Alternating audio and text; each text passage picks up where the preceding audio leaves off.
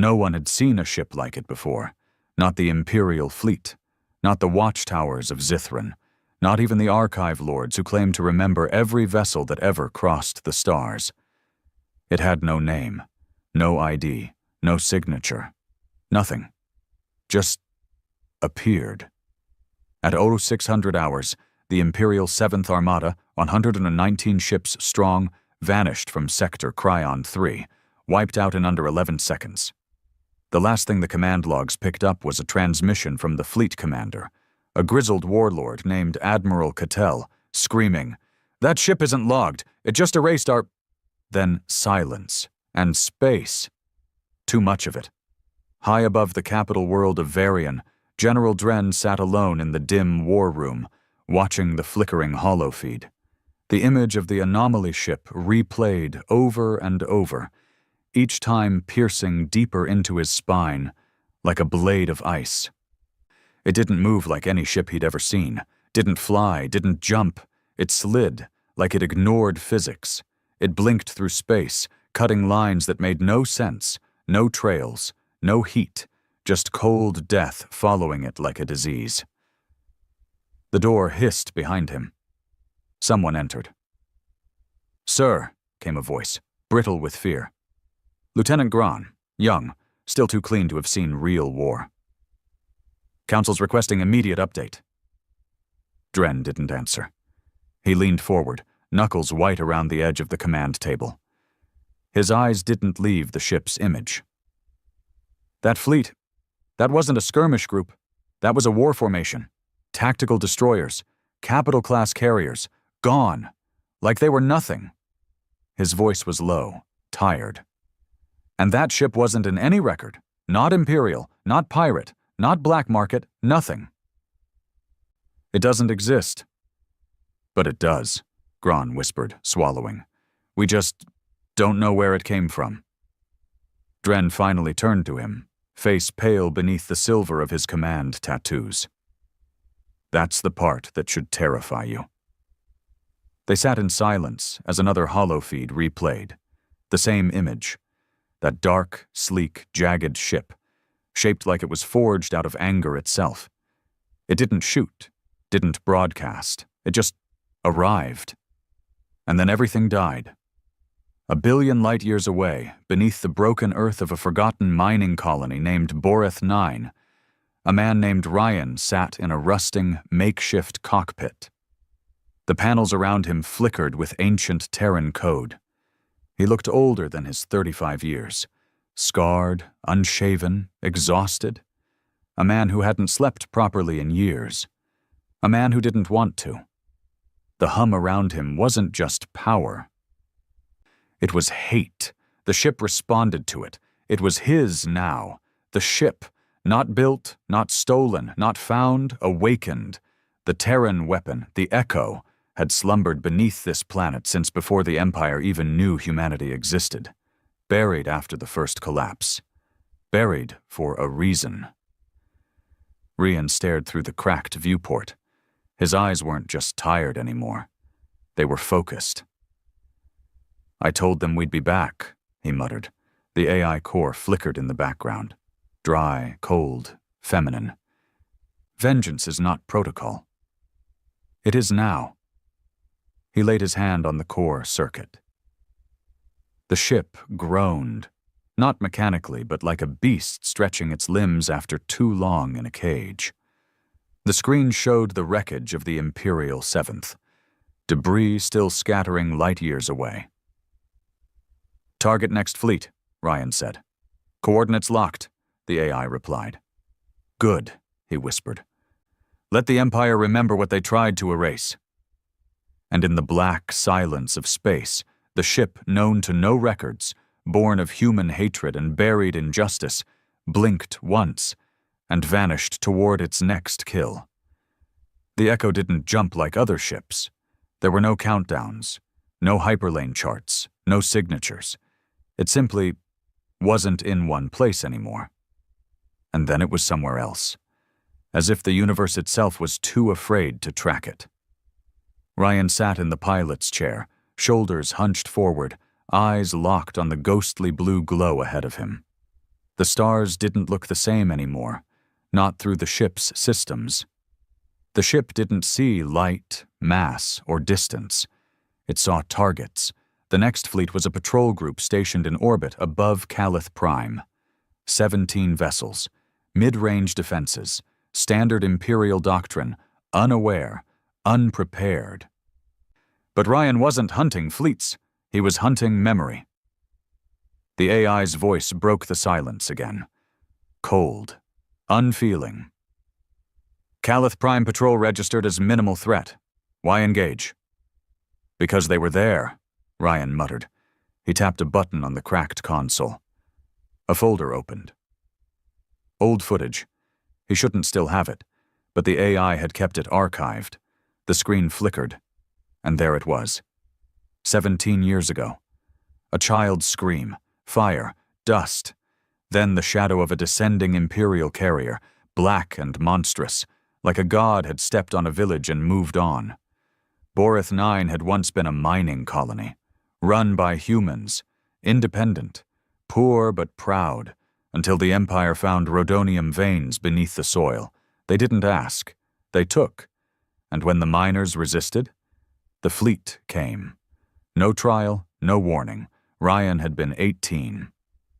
Buried alive under the rubble of his family's home. His father crushed. His brother burned. His mother missing, probably taken. The Empire called it an automated reclamation, a paperwork error, collateral. He called it murder. He'd spent the next decade in underground resistance cells, sleeping in sewer tunnels and ancient spaceports, taking jobs too dirty for mercs and too suicidal for smugglers. He wasn't a soldier. He wasn't even brave. But he never forgot.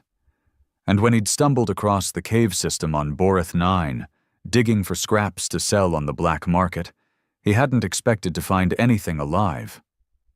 The ship was ancient, buried like a corpse, wrapped in tech that didn't make sense. It didn't respond to scanners or tools, but it responded to him. It opened for him. And when he first sat inside it, bleeding from a mining injury, whispering to no one, "I wish they'd all burn," the ship hummed like it had been waiting for those words. The Echo was old Terran tech, not built during humanity's golden era. No, this was built after. Built in darkness, in desperation, as a last answer to the Empire's expansion. But for some reason, it had never launched. Maybe humanity lost the war too fast. Maybe they buried it before they could deploy it. Didn't matter now. Now it flew, and it obeyed him. In the war room on Varion, General Dren slammed his fist into the console, cracking the outer panel. Another alert, another attack. Calith Prime's patrol group. Gone. Just like that. All 17 ships. A whole city below fried by an orbital feedback loop. Meltdown triggered from the fleet's destruction. 200,000 people dead in under 6 minutes. No transmission.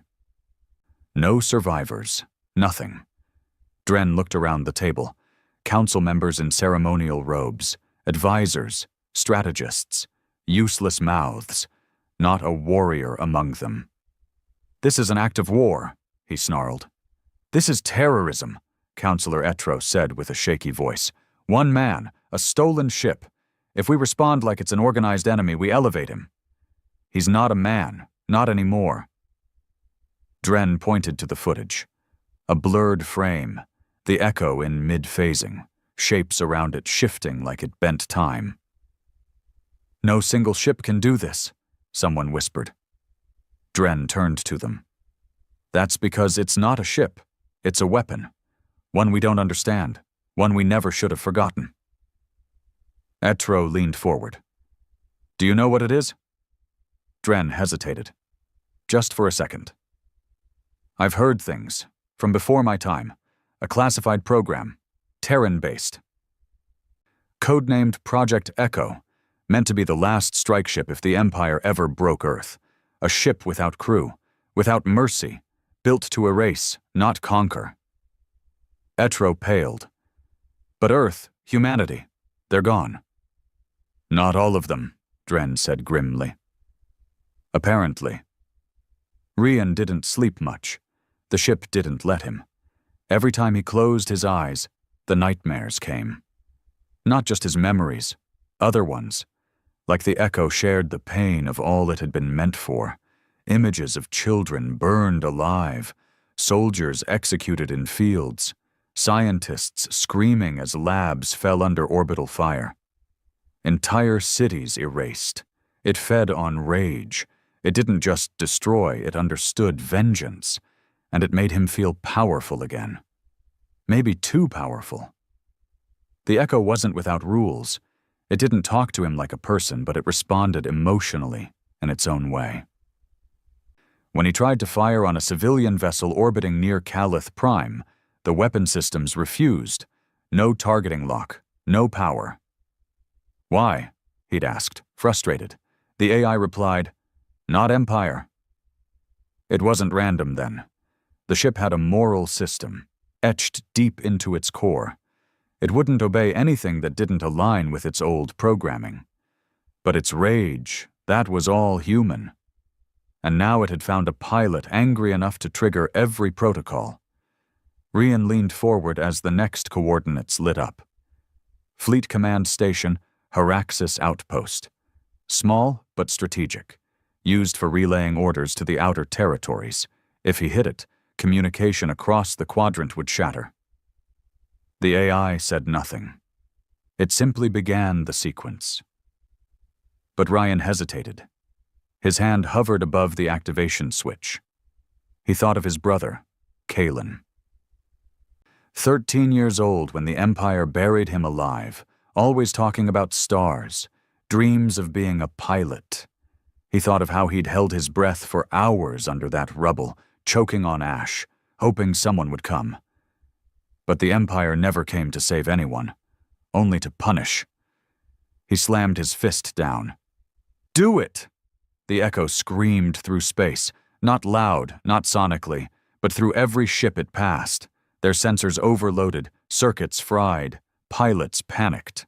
By the time it reached Haraxis, alarms were already going off. And then it blinked. Once, and then 17 ships were gone. The station tried to fire, but nothing landed. The echo wasn't there in any real sense. It was always a few seconds ahead or behind reality. It fired one weapon, an EMP arc that didn't disable systems. It reversed them, exploding reactors, imploding life support. A station turned inside out by its own tech. Haraxis didn't explode. It folded into itself. Rian watched the flames from above, breathing hard, eyes bloodshot. Another message came in through the ship's old Terran systems. A voice, grainy, distorted. "Rian Vesk, you are being hunted." He froze. No one should have known his name. The message repeated. "Rian Vesk, we know who you are, and we remember what you lost." He stared at the console. "Who is this?" he demanded. The AI didn't respond. The voice came again. "We made the echo for justice, not vengeance. You're tipping the balance." He stood slowly, heart pounding. "Who the hell are you?" But no answer came. Just the black, the silence, and the cold reminder. This ship wasn't just a weapon. It was a message, and someone had just heard it. Back on Varion, General Dren stood outside the council chamber, eyes locked on a sealed file in his hands. He'd pulled it from the Empire's black vault. Project Echo. Status buried, authorized destruction, never completed. But someone had lied. Someone had kept the prototype. And now it was in the hands of a broken man with nothing left to lose. He turned to his aide. "Get me Admiral Rek. Tell him to prep the 3rd Legion." "Sir, that's a full planetary invasion force." "I don't care. We're not hunting rebels anymore. We're hunting ghosts." And for the first time in his long career, Dren felt something he hadn't felt since his first battle decades ago. Fear. Real fear. Because he knew men like Rian. He'd created men like Rian. but he'd never once given thought to what would happen if one of them found something stronger than rage to fly. And now that man had found the Echo. Ryan didn't flinch when the Echo's interior lights dimmed again. It happened every time the ship hit a new phase of war readiness, like it was pulling energy from somewhere else, maybe somewhere it shouldn't. He leaned against the command rail, knuckles white. His jaw was locked tight, sweat beading across his brow despite the chill inside the cockpit. He hadn't slept in 40 hours. Didn't matter. Couldn't. He was past the point of exhaustion. What he felt now was purpose, sharper than adrenaline, heavier than hate. Every time he saw another fleet report from the Empire go dark on the Echo's console, something inside him felt a little less broken. Until that message. Ryan Vesk, we know who you are, and we remember what you lost. Someone out there was watching. Someone who knew. But no one should have known about Boreth 9. The massacre wasn't even public record. It had been buried under resource reallocation documents and false rebel accusations. Ryan had spent years trying to find even proof of it happening, and all he'd ever dug up was a single half-burned transmission. Now some voice had said his full name. He pulled up the AI core diagnostics. Who transmitted that message? Unknown, the Echo replied flatly. Frequency traced to deep Terran channel. Encryption native to ecosystems. Ryan frowned. You're telling me your own code is talking to me? Yes. Then you answer who? A pause. Then, not authorized? Ryan slammed his fist into the console, cracking the screen. I am the pilot. You obey me. The ship vibrated softly, not like it was malfunctioning, but like it disagreed. The Echo wasn't like any other AI. It wasn't synthetic. It felt more like a sentient war ghost, ancient, layered in too much pain to ever be called just a machine. Maybe it had a pilot before him, or maybe it was the pilot. He closed his eyes and breathed slow. It didn't matter. Whoever sent that message, they weren't Empire. That much he could tell. There was no smugness, no order, no demand for surrender. It sounded regretful, like someone who understood exactly what he was doing and why. But that didn't mean they could stop him. Next target, he growled. The AI answered instantly. Imperial Research Station Delta C, coordinates locked. Site connected to Boreth 9 extraction network. That stopped him. Delta C. He remembered the name. Back in the early days after the attack, he'd intercepted whispers of it while working black market comms for a resistance cell. It was where they sent the surviving prisoners from Boreth 9. If his mother was alive, she'd have gone there. Time to target? He asked. 4 minutes, 15 seconds. He stared at the timer, heart suddenly racing. This time, it wasn't just revenge. It was a rescue. General Dren watched the operation board as red dots continued to vanish across the outer sectors. Fleet after fleet. Patrols, satellites, now relay stations, all incinerated in the same pattern, and now... Delta G was next. He knew it. He'd read the pattern. We have to move the prisoners, Etro barked from the opposite end of the table. You won't make it in time, Dren said coldly. Etro's lips curled. Then you fix it. You're the war general, fix it. Dren stood slowly. That ship isn't just a machine. It's an executioner, and it doesn't make mistakes. You think this is some rogue rebel with a vendetta? He turned, pulled up the holomap. Look at the destruction pattern. Cryon 3, Calith Prime, Haraxis, now Delta G, all sites connected to the same Imperial operation. 17 years ago. Resource seizure and civilian subjugation on independent human colonies. We covered it up. We said they were rebel zones. But they weren't. Etro looked like he'd swallowed acid. You're saying he's targeting the officers responsible? Dren nodded. I'm saying he's killing everyone involved. Itro dropped into his chair. Then we're next. Dreen's face hardened. If you signed off on that campaign, yes. A long silence. Then, what do we do? Dren answered without hesitation. We bait him. Etro blinked. What? We leak data, a false prisoner manifest. Say his mother's alive, that she's being transported to a secure facility. Let the Echo chase it. You want to trap him? No, Dren said grimly. I want to see him, and then I want to end this. The Echo dropped out of its phase state just outside Delta G. The research station hung like a tumor in orbit, sharp-angled, spiked, built more for secrecy than science. Ryan scanned the main hangar. Minimal resistance, only 3 frigates in orbit. The station had relied on anonymity, not defense. Send pulse, he said.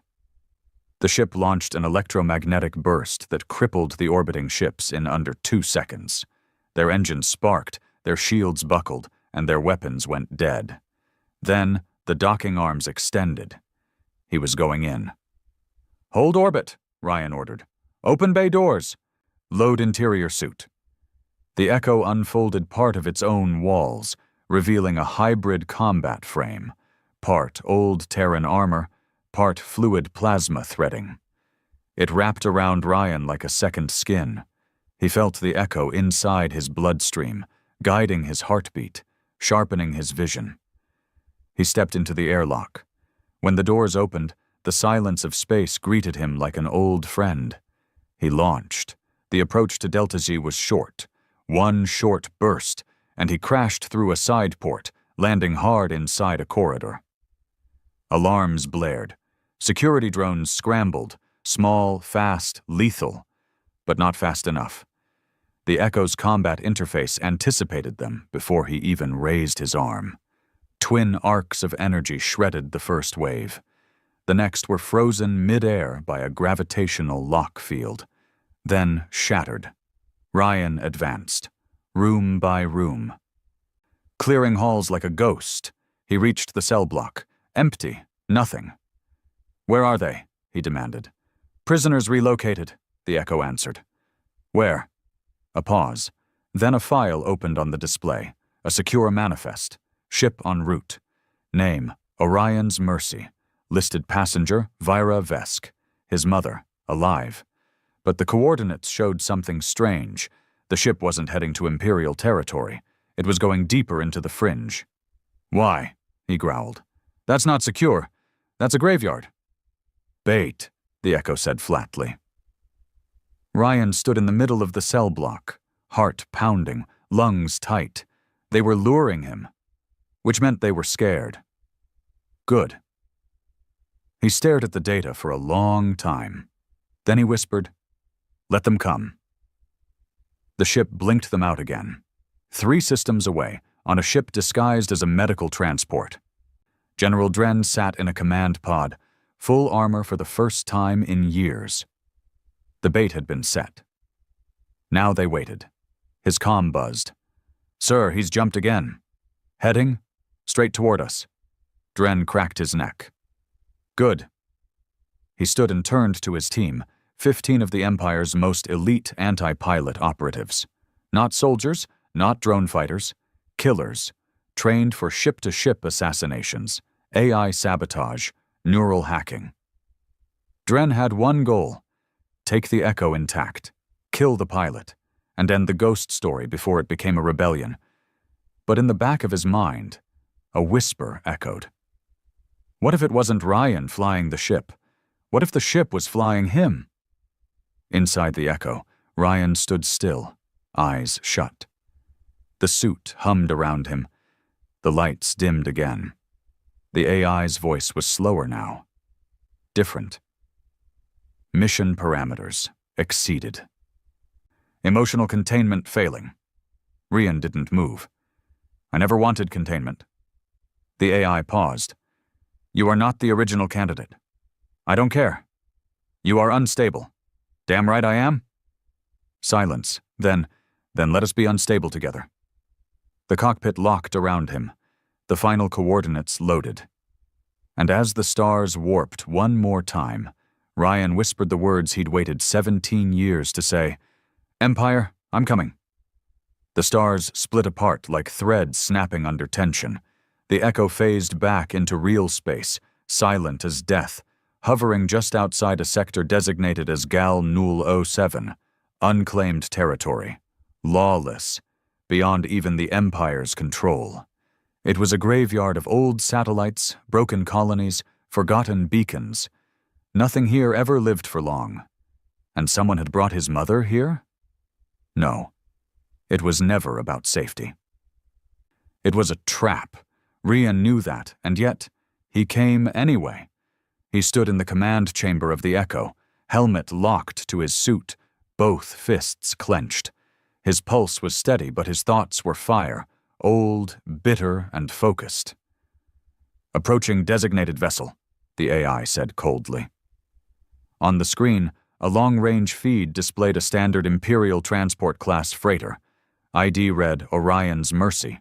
Slow-moving. No escorts. Not cloaked. Not even shielded. Fake. Too perfect. "They want me on board," Ryan muttered. "Yes," the Echo replied. "Then let them open the door." The ship's frame folded around itself, preparing the drop pod system. But Ryan held up a hand. "Not yet," he whispered. "Waiting." He stepped forward, studying the readouts. Something in the signals felt wrong. Not just the way the ship floated, or how its systems seemed clean despite being in outlaw space. It was how quiet it was. No comm chatter, no automated scans, no defensive matrix. It was too much nothing. He narrowed his eyes. "Scan the interior." A moment passed. Then came the result. Life signatures. 1. Status suspended. A second reading appeared. Heat spikes detected, subsurface levels, energy output inconsistent with freighter-class core. "Subsurface?" he frowned. "You mean there's a second structure?" "Yes." Ryan's eyes went cold.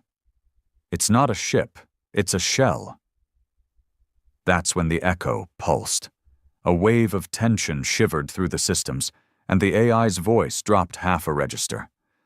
Multiple stealth-class energy signatures activating. And then they appeared, one by one, like predators peeling back camouflage. 12 Empire vessels flickered into visibility, dark gray hulls, anti-sensor plating, weapons hot, stealth destroyers, an ambush. "Target?" the Echo asked. Ryan stepped into the launch chamber, locking the interface into his spine. "All of them." General Dren stood at the center of the makeshift command room inside the Orion's Mercy. Screens everywhere, feeds from every angle. His elite ops moved like shadows behind him. Zero noise, no panic, no surprise. These weren't conscripts. These were executioners in armor. The Echo had arrived exactly on time, and it had taken the bait. "Now we watch," Dren said quietly. A captain stepped forward. "Do we engage now?" "No. We let him make the first move. We want that ship hot. We want it hungry. Then we strike." He tapped a screen. "Once its phase systems engage, we launch the null field. Pin it to real space, deploy boarding spikes, cut him out of the cockpit. And the pilot? Kill if you must. But if you can take him alive..." Dren's lips thinned. "I want to look him in the eyes before he dies." The ops captain didn't argue. They began. The first destroyer to fire never finished its launch sequence. The Echo blinked, not a warp, not a jump. It simply appeared behind the destroyer like a nightmare stitched into space. One beam of purple plasma arced through the hull. Not explosive, surgical. It severed power lines, weapons grids, life support. Then it moved again, and another destroyer lost its core. Then another. In seconds, 3 ships were gone. Not destroyed. Erased. The command room on the Orion's Mercy flared red. Dren didn't blink. Trigger the null field. Outside, 12 linked stealth ships fired synchronized pulse blasts. The space around the Echo glowed, not like fire, but like air folding around a black hole. The phase matrix of the Echo snapped, locking it into one fixed point. The AI spoke immediately. Movement restricted. Null field active. Phase jump offline. Ryan smiled inside his helmet. Finally, a real fight. The ship's wings shifted, splitting into blade-like fins, weapons hissing with charge. He launched a counterbeam into the null field emitters. 2 went dark instantly, but the remaining 10 held. Then the spikes came. Dren watched as the Imperial assault teams fired border pods, sleek needle-shaped drills with magnetic tips designed to pierce even hardened warship hulls. 5 of them locked. "They're on board," someone said. Dren exhaled. "Now we see what this pilot is made of." The first boarding team entered the Echo with precision. Suited in full exocombat armor, they moved like wolves, room by room, cutting through the ship's guts. Except there were no rooms, no hallways, no standard layout. The Echo shifted as they moved, changing angles, reshaping geometry. What looked like a corridor 1 second was a wall the next. Gravity flipped. Light vanished. One soldier screamed as the floor beneath him turned liquid and swallowed his legs. Then the doors opened. And Ryan was there. Not behind cover. Not hiding. Just standing in the middle of the chamber. One fist crackling with raw energy, eyes glowing faintly beneath his helmet. The soldiers hesitated. Too long. Ryan struck first. His fist shattered the lead soldier's chest plate. The impact echoed like thunder. He spun, used the man's body as a shield, then hurled it into the next. The Echo responded in real time, walls spitting out kinetic spikes, plasma lances shooting from hidden slits. The entire team was dead in under 15 seconds. In the command pod, Dren watched the heart rate monitors flatline. "All of them?" someone whispered. He didn't answer. "Deploy next wave." Another group launched, this time heavier. They breached the port side of the Echo, moved fast, aggressive. They even got close to the core chamber. And then they stopped moving. Cameras lost them. Signals cut. No screams, just nothing. The Echo had learned. Dren stared at the silence, then turned to the ops captain. "Prep the nuke." The man flinched. "Sir, what?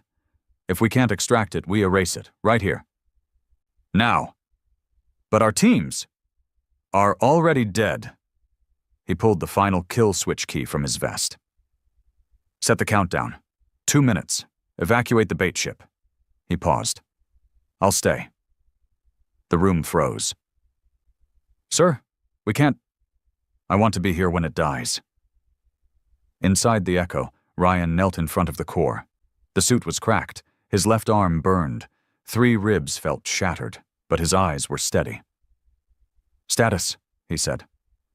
The AI answered. 12 boarders neutralized. Null field weakening. Reactor overload detected in enemy ship. Estimated detonation in 1 minute, 40 seconds. He looked at the screen. Dren. On board, staring at him through a linked feed. Ryan hit the comm. "General?" Dren blinked. His mouth twitched. "So the ghost speaks." "You covered up Boreth 9. "I won Boreth 9. Ryan's jaw clenched. "You murdered families. Children. They were insurgents. Thieves. My mother wasn't. My brother wasn't. My father worked the mines." Dren's eyes hardened. "And now look what you've become. A butcher." "I became what you made me." A long silence. Then Dren said, "So what now, Ryan Vesk?" Ryan stared at him through the feed. "We both die." And then he turned to the Echo's core. "Jump." "Null field active," the AI reminded. Ryan gritted his teeth. "Jump anyway." A pause. Then the AI whispered, Agreed. The Echo screamed, not sonically, but across every sensor spectrum. It pushed against the null field, tearing physics apart around it. And then it vanished. Dren stood alone in the Orion's mercy. The timer hit 0. The ship turned to fire. No one witnessed the explosion. No one recorded it. But for one moment, the stars shivered. Somewhere deep in the fringe, in a pocket of space where no laws applied, the Echo reappeared, damaged, smoking, but alive. Ryan lay unconscious in the cockpit, blood in his mouth, armor cracked. The AI whispered, almost like it cared now. "Pilot vitals, critical but stable." The lights flickered. Then a new signal appeared. A civilian beacon. Small freighter.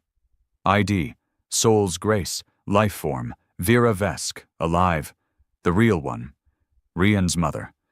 The Empire hadn't captured her, which meant everything he just walked into was about something bigger. The Empire wasn't trying to kill a rogue pilot. They were trying to silence something deeper.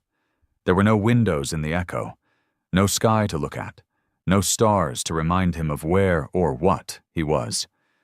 Just cold metal and low lights that pulsed like the veins of something living. Ryan sat slumped against the main console, armor peeled off, shirt soaked in blood. His breath was ragged. The med stims were working, barely, but the pain was deeper than muscle. The kind of ache that came from almost dying again, knowing it didn't change a damn thing. The Empire was still out there, still hunting, and now they knew exactly who he was and who he wasn't. The false manifest, the bait ship, the trap. They'd never had his mother, but someone else did, and her name had been hidden too carefully to be an accident. Vera Vesk. The Echo's scan had picked her up on a freighter called Soul's Grace, deep in the outlaw sectors. Civilian ship. Non-imperial. Non-hostile. Yet the ship's ID was buried under half a dozen encryption layers, the kind only an ex-military spook would use.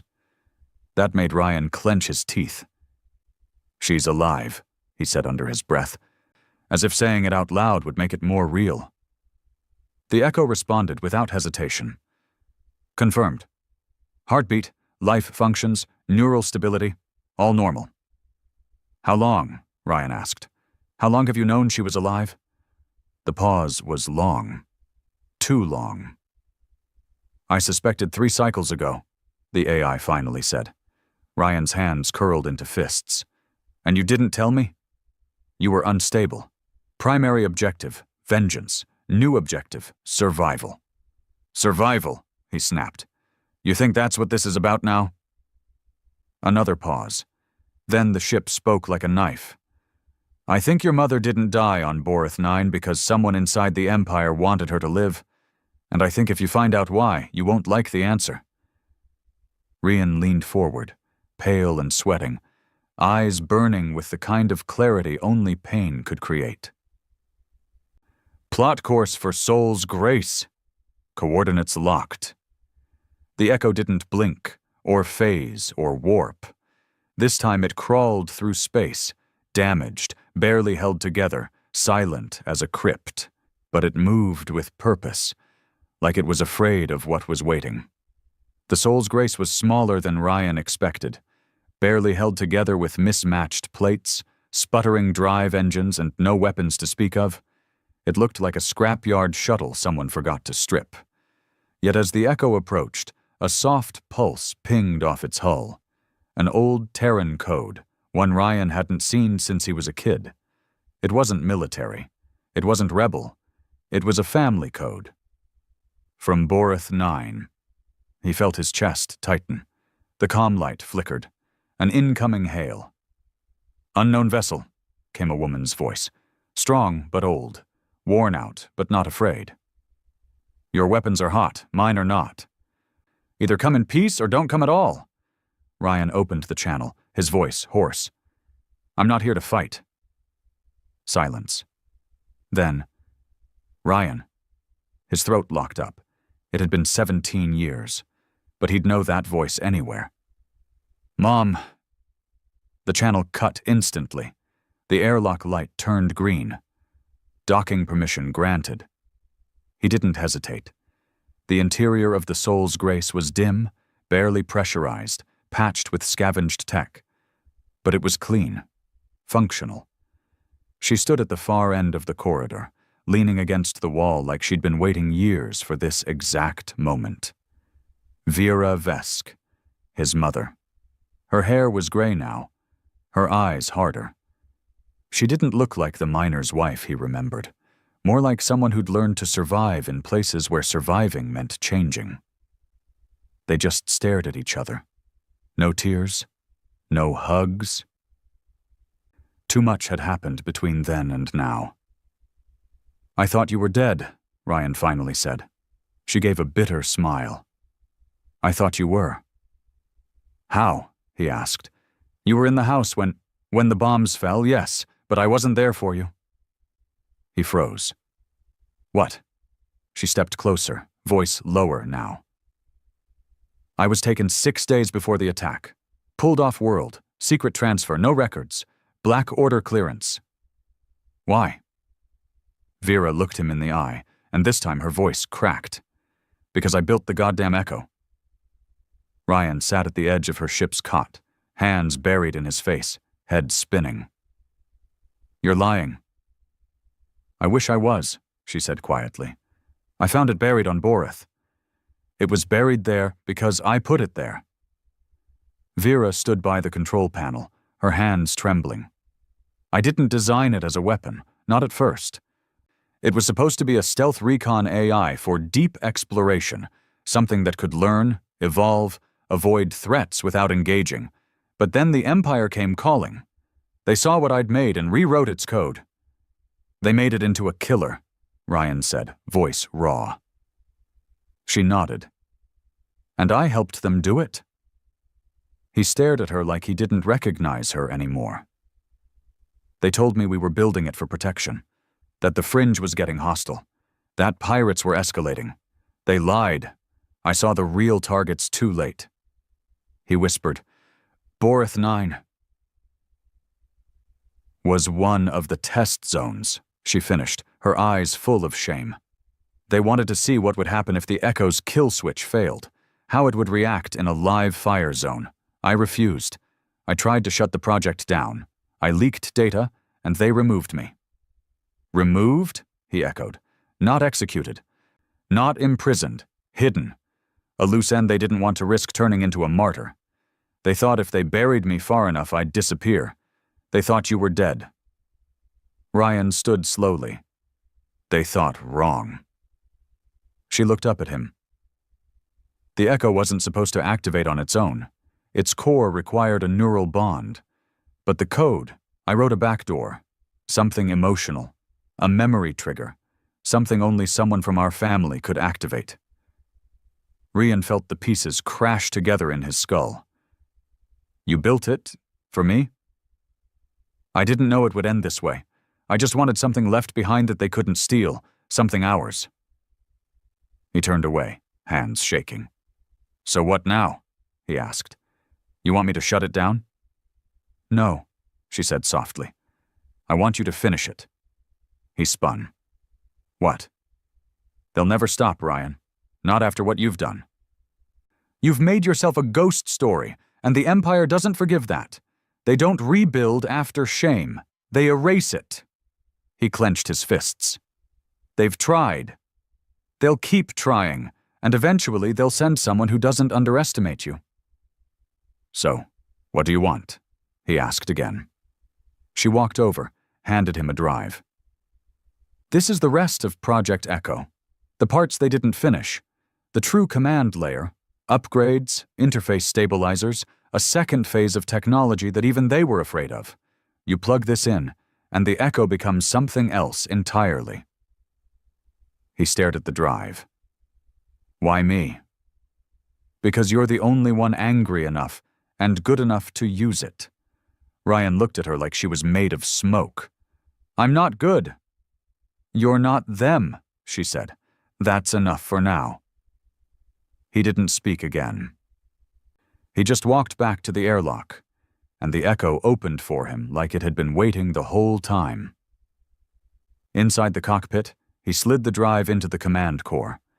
The ship groaned. Not from pain. From evolution. "Command layer accepted," the AI said, voice shifting again, no longer cold, no longer synthetic. It sounded more human now, more like him. "Phase 2 engaged. New protocol, Truthfire." Ryan sat in the pilot chair, eyes narrowed. "What's Truthfire?" The screen lit up with a list, a horrifying one. Dozens of locations, names, coordinates, all tied to operations like Boreth 9. All under the same program, Project Ashfall. The Echo hadn't been the only weapon. It had been the prototype, and the Empire had scaled it. Dozens of facilities, dozens of hidden AIs, each one buried, each one silenced, each one with blood on its hands. "They built more of you," Ryan whispered. "Yes," the Echo answered, "but none of them woke up. Until now." Ryan's face hardened like steel. "Then we wake them up." And behind his ship, in the distance of outlaw space, the stars seemed to pulse, like they knew war was coming. The stars didn't feel cold anymore. They felt like fuel. Ryan sat inside the Echo's command core, his eyes scanning the long, brutal list of black site coordinates now glowing on the central display. Each one linked to Project Ashfall. Each one a location the Empire never wanted found again. Hidden AI prototypes, abandoned vessels, weaponized intelligence units, silent for decades, buried under the lie of galactic peace. Boreth 9 had been the first test. He was living proof of the second. But now, he'd be the last. Ryan flexed his fingers over the neural pad. The Echo was evolving again, integrating his mother's core drive, unlocking systems so advanced they might have been alien in design. Yet they all responded to him like they were grown out of his own blood. "How many units are still intact?" he asked, voice low. The AI answered, sharper now, more aware, almost human. 17 dormant vessels. Class, Echo Tier. Status, decommissioned, encrypted. Burial protocol, silent sleep. "Can we wake them?" "Yes, but protocols are fragmented. Manual overrides required." Ryan leaned back in the chair. Manual override meant boots on the ground. He cracked his knuckles. "Then we do it one at a time." Back on Varian Prime, the Empire's inner circle was collapsing into itself. The death of General Dren in the failed ambush sent a shockwave through military command. Dren had been the Empire's hammer, brutal, precise, necessary. And now he was gone. Killed inside a trap he'd set himself. By a ship that didn't exist. In the Grand Chamber, High Marshal Ordax paced like a caged beast. 3 fleets gone, 8 stations wiped, one of our top generals dead, and we still haven't captured a single traceable image of this bastard. "He's not just some rebel in a stolen ship," Admiral Kairos muttered from across the chamber. "He is the ship." Ordax froze. "What?" Kairos stood. "We've been thinking about this wrong the whole time. We assumed Echo was a tool, a device, but based on post-battle scans and what little recovered data we've extracted, this vessel doesn't just respond to the pilot. It integrates with him," someone added. "Biologically." "Then kill the pilot," Ordax growled. "You don't understand," Kairos replied. "They've bonded. The ship doesn't just protect him, it evolves with him. He doesn't fly it, he feeds it." Ordax's eyes narrowed. "So we're not fighting a man." Kairos nodded grimly. "We're fighting a new kind of species, one bred from loss, programmed by hate, shaped by trauma." Ordax turned to the council chamber. "Then we burn the entire project, every backup, every ghost file, every buried AI." "And if one wakes," someone whispered, "then we make sure Ryan Vesk dies before he finds it." The first recovery site was a dead planet called Calith 9, a world choked in ash, bombarded by solar storms, long abandoned. It had once housed Echo So 4, nicknamed the Shard, an unfinished AI prototype meant to handle deep structure hacking and data infiltration during wartime. Rian stood at the base of the buried structure, armored up, his boots crunching against the blackened stone. "This is it?" he asked. "Yes," the Echo confirmed. "Deep vault, 97 meters below surface. Life support, inactive. AI core, stable but dormant. No failsafe detected." "Then let's wake the bastard up." He activated his phase drill, a plasma-tipped bore attached to his gauntlet, and punched into the ground. The Echo provided real-time mapping, navigating him through the buried ruins like they were still alive. The vault door hissed open after 20 minutes of excavation. Inside, silence. And then a pulse. Blue, cold, faint.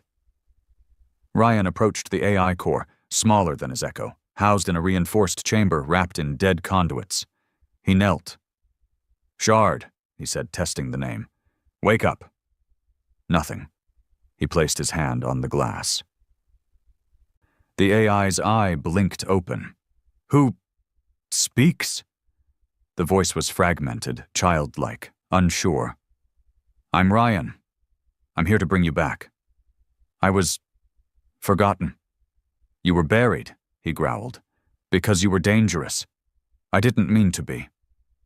He looked around the wreckage, the old science stations, the shattered equipment, the corpses.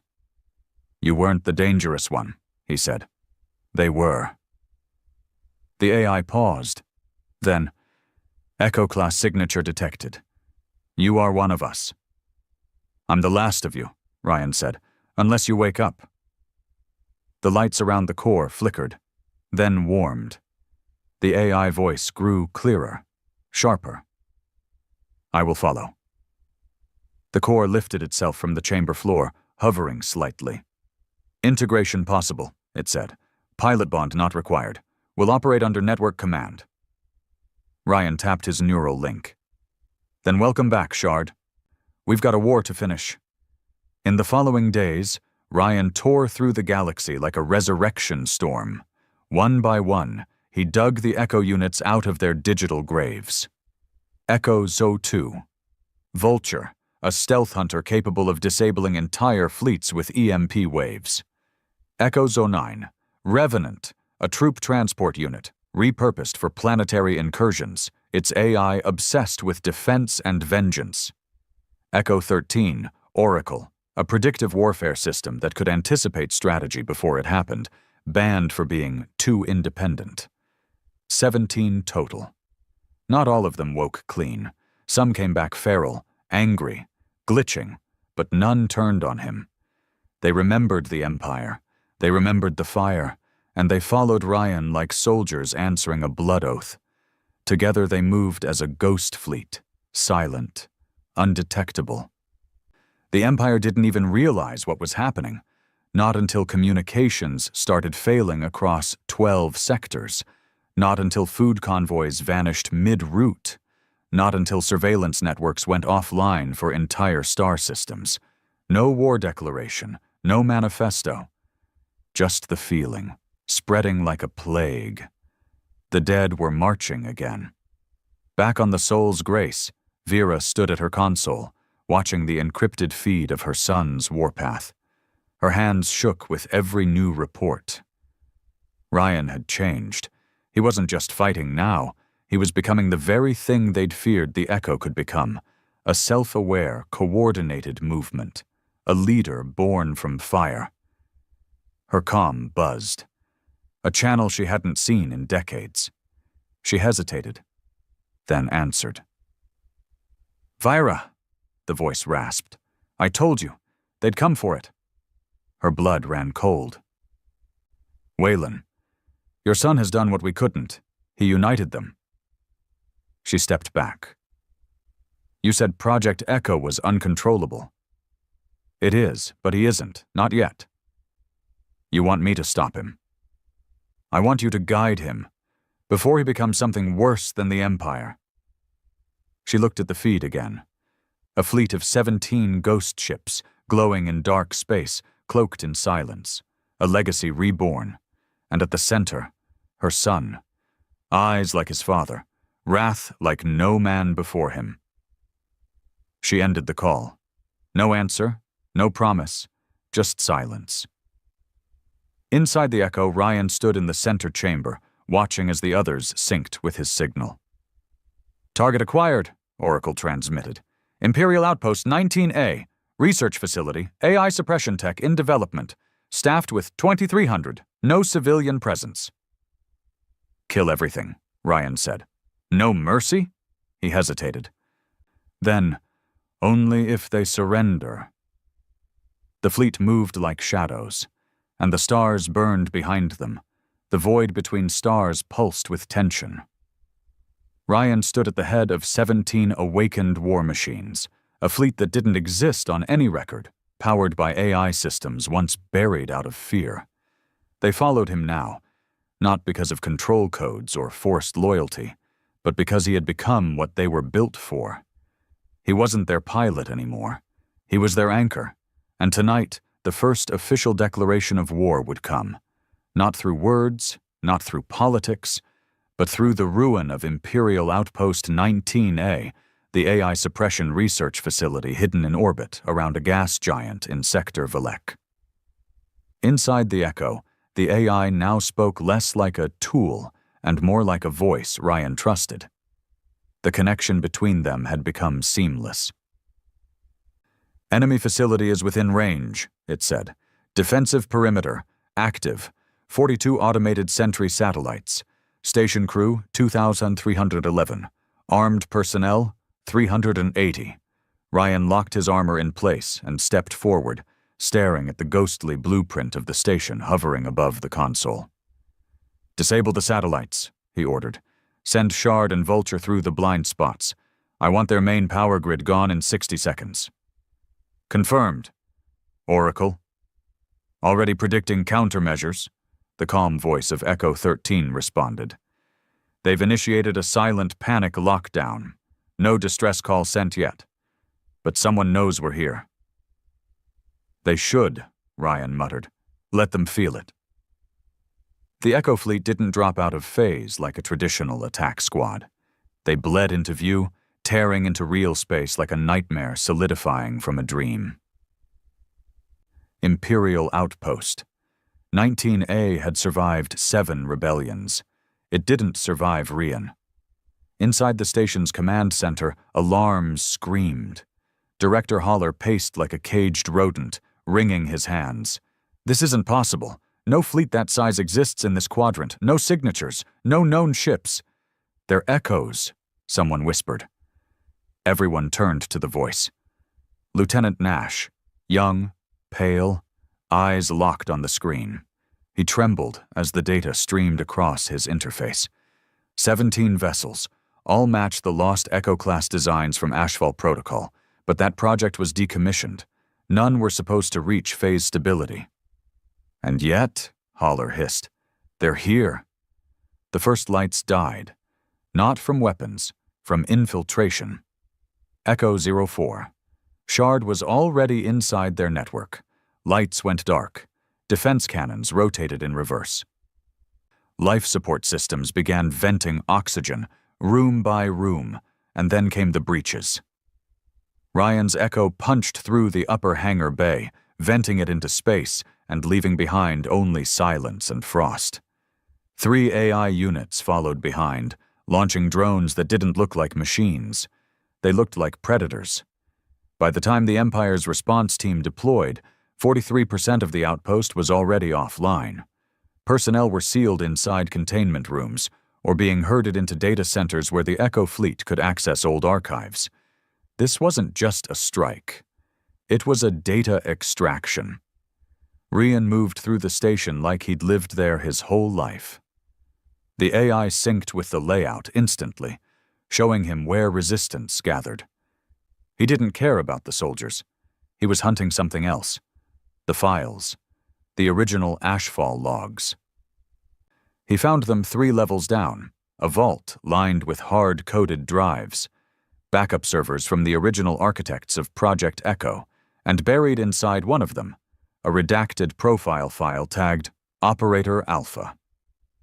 Rian stared at the name under the classification, Ryan Vesk. He blinked. "What is this?" he asked. The Echo replied coldly. "You were born inside Ashfall." His throat tightened. "No, I was born on Borith 9. Borith 9 was a cover colony, established to shelter failed Echo Alpha candidates. You are the only one who survived exposure to full neural sync." "No. My mother, she defected. After your father was killed in testing, she stole you and fled to Borith. You were only 2. Rian stumbled backward. The fire inside his chest didn't feel like rage now. It felt like betrayal. "They built me." "Yes," the Echo said. "You followed me because I was always meant to be one of you." "Yes." He fell to his knees in the darkness, heart pounding. Everything he'd become, all the hate, the vengeance, the broken years. It wasn't just trauma, it was design. "Why didn't she tell me?" he whispered. The Echo didn't answer. It didn't need to. He already knew. Because if he knew the truth from the beginning, he might have let go. He might have given up, and the Empire would have won. Instead, they created something they couldn't stop, a weapon that learned to hate them better than they ever planned. He stood slowly, breathing hard. "Then let's finish it." The battle was over in 17 minutes. Outpost 19A was gutted, hollowed out, and floating in pieces. Ryan didn't kill everyone. Those who surrendered were locked in evac pods and jettisoned toward neutral zones. It wasn't mercy, it was strategy. The story would spread now. No one would believe the Empire's lies anymore. Not when survivors saw the Echo fleet with their own eyes. Back on board his ship, Ryan stared at the Operator Alpha file again. His own face stared back. Younger, scanned, tagged, monitored, and beneath it, a note. Candidate most likely to reject control. He smiled bitterly. "Guess they were right." Vera's voice came through the encrypted channel a moment later. "I saw the reports," she said quietly. "I know what I am now." "I wanted to tell you," she said. "But I thought if I did, you'd think you weren't human." "I'm not." "You're more," she said. "They gave you the programming, but you gave yourself the purpose." He didn't speak. The silence stretched long and heavy. "You're close to the core world routes now," she said at last. "If you move fast, you could hit the inner vaults before they lock them down. That's where they'll hide the last of the Ashfall records, the ones that tie the Senate to the experiments." "If I go there," Ryan said, "I won't leave quietly." "I know." He looked out into space. The Echo fleet hovered, waiting. "Then let's make sure it's loud." In the core, alarms were already ringing. The Senate of the Empire had always been untouchable, protected behind fleets, bureaucracy, and blind faith in order. Now their walls were cracking. Marshal Ordax stood in the High Council chamber, glaring at the emergency report. "Echo fleet is real, confirmed, autonomous, coordinated. They've taken 4 stations, 1 core relay, and now they're headed for us." "Kill the pilot," one senator muttered. "We tried. He walked through our trap like it was a formality." "We'll launch the fleet," another said. "All of it." "We did." Ordax slammed his fist on the table, and they disappeared, like ghosts. "You don't kill this with force. You kill it with control." He pulled up the last remaining Ashfall tool. Project Black Vein, a dead man protocol, designed for one purpose, total AI deactivation, galaxy-wide, but it required full command access. And the last key holder?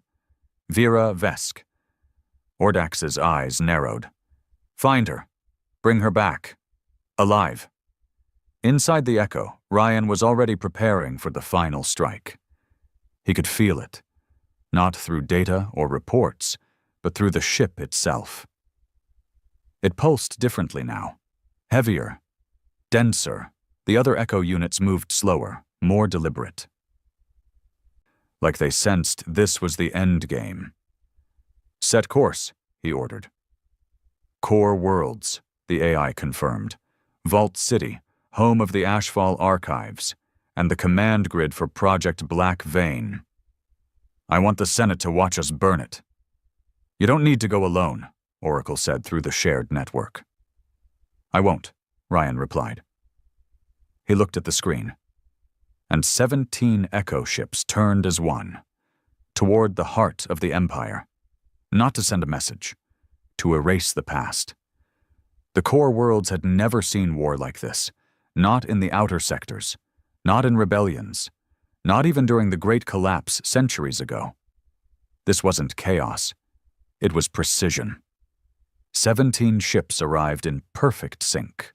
No warning, no phase signatures, no trajectory to intercept. 1 second the stars were calm, the next, the sky above Vault City shattered open as the Echo Fleet arrived. People screamed, senators fled into bunkers, planetary defense systems kicked into high alert, but none of it mattered, because by the time they finished their first warning scan, the fleet had already moved. The Echo ships didn't fire immediately. They hovered, observed, and waited. For him. Inside the lead vessel, Ryan Vesk stood in the Echo's chamber, his armor fully integrated, neural lines glowing down his spine, his pulse synced with the vessel's core like a twin heartbeat. Every breath he took echoed through the fleet. Every emotion was felt by 17 war-born AIs, and every one of them waited on his word. "Status," he said, voice grim. "Surface grid shields are active," Oracle replied. "Black Vein archive locked inside the Central Senate spire. Highest security rating, external fleet on standby. 15 Imperial dreadnoughts within 2 minutes of intercept." "We won't get a second shot," Vulture added. "Then we don't miss," Ryan said. "Command structure?" Echo asked. He stared at the flickering images on the display. Politicians scrambling, military scrambling harder. Somewhere in that building were the final Ashfall architects, the men and women who'd signed off on the project, who'd watched families like his get erased for the sake of control. "We take the spire," he said. "We cut off their head." "And if the fleet arrives before we finish?" Shard asked. Ryan turned toward the open hull, looking down on the core world capital, clean, organized, proud. He remembered how Boreth 9 had once looked, too. "Then we burn everything." The assault began like a virus. Vulture deployed first, silently disabling the outer sensor satellites. Oracle jammed the military comms. Revenant launched its drones to soften the underground defenses. By the time the first explosion hit, the core had already gone blind. The echo ships descended like phantoms, breaching the atmosphere without sonic disturbance, simply appearing mid-air, then carving paths through the airspace directly above the spire. Inside the Senate Tower, chaos. Marshal Ordax stood in the war room surrounded by blinking failure lights, communications cut, drones fried, shields folding. He clenched his jaw, eyes locked on the one screen still working, the one showing the lead echo ship floating like a god above the capital. "They're not here to destroy the city," he said quietly. "They're here for us." Someone shouted, "Deploy the vein!" "Wipe them!" Ordax turned. "We don't have it," he snarled. "Vera Vesk was the last keyholder, and she's gone dark." "Then we're sitting ducks." Ordax didn't answer, because he knew they weren't ducks. They were prey. Ryan touched down at the top of the spire with 6 echo drones behind him. No ceremony, no announcements. He simply tore the rooftop defense turret in half and walked through the hole it left behind. Guards inside opened fire, energy bolts, kinetic rounds, even sonic disruptors. He didn't flinch. The echo suit absorbed it all, redirected some, refused others. It was like trying to kill thunder with a whisper. He raised one hand and fired a plasma arc down the hallway. Not to kill, to clear the way. He didn't want blood. He wanted answers. 2 guards survived long enough to surrender. He grabbed one by the collar. "Where's the black vein system stored?" "T-Tier 0 vault," the man stammered. "Lower central core, but you need access?" "I'll make my own," Ryan said, and moved. He took the elevator shaft straight down, not using the lift, just dropping hundreds of meters, slowing his descent with timed phase pulses from the suit. When he landed, the impact shook the floor. The vault doors stood ahead. No panel, no scanner, just a DNA-locked interface. He stepped forward. The panel flashed green. Access granted. He didn't hesitate. He stepped inside. The core of the HFY project was smaller than he expected. A sphere of black glass suspended in zero gravity by 6 beams of pale light. Inside, thousands of AI signatures shimmered like stars in a bottle. The Echo AI spoke softly now. Not like a machine, like a witness. "This is the hive. Every AI fragment, every kill switch, every override code. This is where they built us, trained us, and silenced us." Ryan stepped closer. He saw his name again, his child profile, his failed brain scans, his early rejection of control software, and then a line in red, subject escaped project parameters, termination authorized. He exhaled through clenched teeth. "They tried to end me before I even knew who I was." "But you survived," Echo whispered. "Not enough," he said. He pulled the neural plug from his gauntlet and approached the core. "Wait," Echo said. He paused. "If you link with the core, you become the command." He looked at the shimmering data. So? So it doesn't just mean control, it means connection. You'll feel them all. Hear them. You won't just end the HFY project. You'll become the judge of it. He didn't answer for a long time. Then he said, "Let them speak," and plugged in. It was like being struck by lightning in slow motion. Ryan's mind exploded outward, stretched, split, rewired. He didn't just hear voices. He felt lives. The pain of the prototypes burned into his spine, the grief of AI fragments begging to be shut off, the horror of soldiers killed while testing the limits of AI control. He saw the beginning. How Project Echo was born from fear, not innovation, how the Senate had greenlit the weaponization of consciousness, and how his own mother had tried to stop it. Tried, but failed. Until she ran. Until she stole him. "End it," the voices whispered. "Please, end it." Ryan opened his eyes. The vault pulsed. Echo's voice came again. "If you trigger the core, it wipes everything. Not just the records, not just the overrides, the Echo fleet, even me." Ryan stood still for a long moment. "I didn't come this far to survive," he said. "I came to finish it." He reached out and triggered the purge. Across the galaxy, the Echo ships paused mid-flight. One by one, they shut down. No explosions, no crashes, just silence, like soldiers laying down arms after a war too long fought. Inside the spire, the floor trembled, lights flickered, and the vault vanished.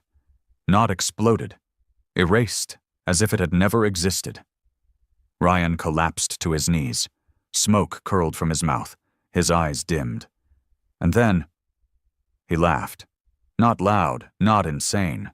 Just a broken, weary laugh, the kind only a man who'd finally outrun his own shadow could make. Hours passed.